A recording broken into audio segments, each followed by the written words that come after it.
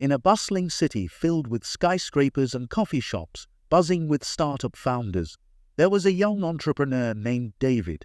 He was in his early 30s, like many in his crowd, and had just quit his stable corporate job to pursue his dream of starting a tech company.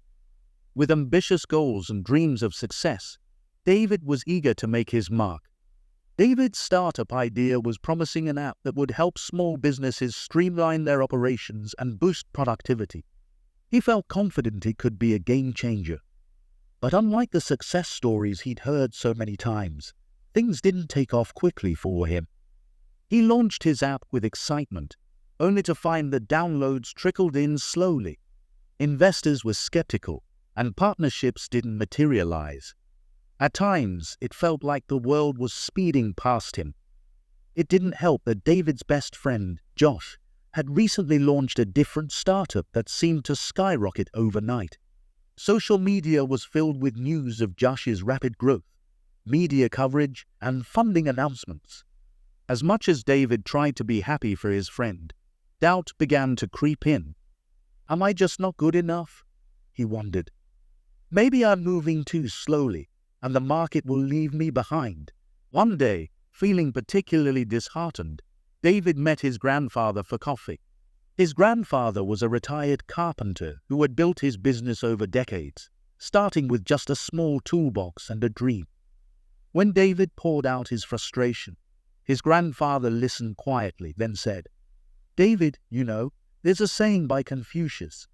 It does not matter how slowly you go, as long as you do not stop." David nodded but wasn't entirely convinced. "But Grandpa, the world is moving so fast. I'm worried that if I don't keep up, I'll miss my chance." His grandfather chuckled. "Let me tell you a story. When I first started my carpentry business, I was the slowest worker in town. I didn't have much experience, and it took me longer to finish each job. But I made a decision. I would never rush the work. Instead, I would focus on getting better with each project, no matter how long it took. While other carpenters rushed from job to job, I slowly built a reputation for quality. My customers kept coming back, and eventually I became known as the best in town, not because I was the fastest, but because I never stopped improving." His grandfather continued, "The same goes for you. It's not about how fast you grow, it's about not giving up. If you keep moving forward, even at a slow pace, eventually you'll build something strong and lasting." Those words sparked something in David. He realized that he had been measuring his progress by comparing himself to others, instead of focusing on the path he was paving.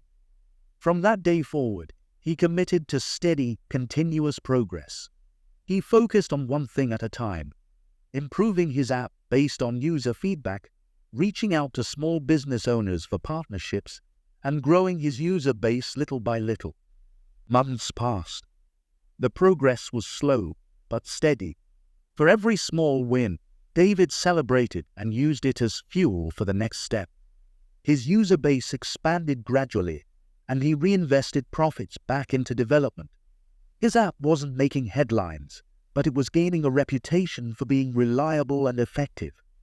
Small businesses that used it recommended it to others. Then, after 2 years of what felt like painstakingly slow growth, something amazing happened. An article in a well-known tech magazine highlighted David's app as a hidden gem for small businesses. The coverage sparked new interest, and downloads surged. Investors who had once been skeptical began to take notice. Suddenly, it seemed like the world was discovering David's startup overnight. But David knew better. This wasn't an overnight success. It was the result of years of persistent effort, small wins, and a refusal to quit. His growth hadn't been flashy, but it was built on a foundation of resilience and steady improvement. As David's business continued to grow, he reflected on his journey and realized that the slow and steady approach had made him a better entrepreneur. He had learned valuable lessons along the way that rapid success couldn't have taught him: how to handle setbacks, how to improve his product based on real user needs, and most importantly, how to keep going, no matter the pace. He began sharing his story with other new entrepreneurs, many of whom were in their 30s like him, just starting their own journeys. He told them, "You don't need to be the fastest to succeed. Just keep moving forward, one step at a time. It doesn't matter how slowly you go, as long as you do not stop." David's story became a source of encouragement for others who were feeling discouraged by slow progress. He reminded them that the tortoise, not the hare, won the race. In the world of startups, it wasn't always the speed that mattered, but the perseverance to keep going, even when the road seemed long. To all the new entrepreneurs out there, remember that the path to success is rarely a sprint. It's a marathon filled with ups and downs, wins and losses. As you build your business, don't be discouraged by the pace. Focus on making steady progress and keep moving forward. Your time will come, and when it does, you'll realize that every step, no matter how slow, brought you closer to your dream. After all, as Confucius said, it does not matter how slowly you go, as long as you do not stop. So, keep going, your journey is just getting started.